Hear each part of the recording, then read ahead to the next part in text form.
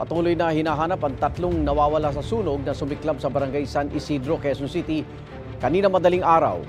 Kanina 20 ang nakumpirmang patay. May unang balita live si James Agustin. James!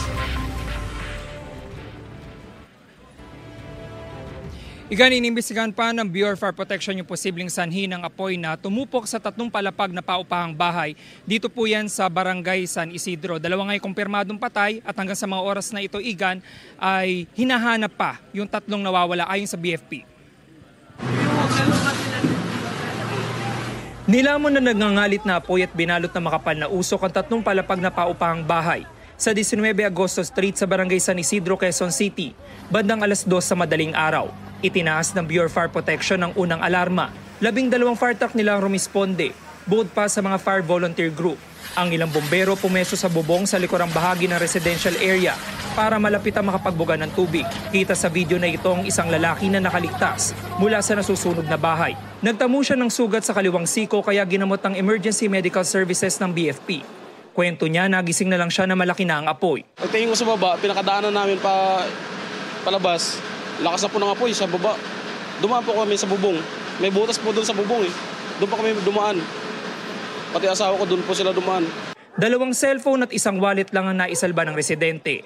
Nakaligtas din ang kanyang asawa, bayaw at pamangkin. Laki ng pasalamat ko na ginisa ko ng bayaw ko. Wala segundo lang po, patay na ako. Lakas na po ng usok eh, tsaka apoy. Paglabas ko po, dun sa 3rd floor, umuusok na siya. Pero yung sa 2nd floor, parang na siya, ang lakas na nung usok. Yung niya, talagang may fire na. Wala ring nailigtas na gamit ang isang senior citizen na nagtamo ng mga paso sa iba't ibang bahagi ng katawan. Nang maapula ang sunog matapos ang halos 50 minuto, tumambad ang bangkay ng 2 nangungupahan sa unang palapag. Hindi pa tukoy ng mga otoridad ang kanilang pagkakakilanlan. Meron po kaming nakita na 2 bangkay sa ground floor.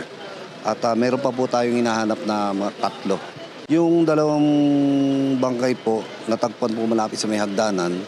Yun po, ngayon po sa kasaluyang hinahanap pa po yung ibang nawawala. Iniimbestigahan pa ng BFP ang sanhi ng apoy at kung saang bahagi ng bahay ito nagsimula. Samantala, Igan, sa mga oras na ito, kadarating lamang ng SOCO dito sa pinangyarihan ng sunog para maiproseso na yung 2 bangkay na natagpuan sa unang palapag. Kanina ay dumating na rin dito yung mga tauhan ng Quezon City Disaster Risk Reduction and Management Office at kasama yung Bureau of Fire Protection ay nakapasok na sila. Napasok nila yung 2 palapag nitong paupahang bahay. Sa ngayon ay naghihintay pa tayo ng karagdagang detalye mula sa BFP at meron din mga kakilala yung mga hinahanap na 3 na pumunta po dito, no?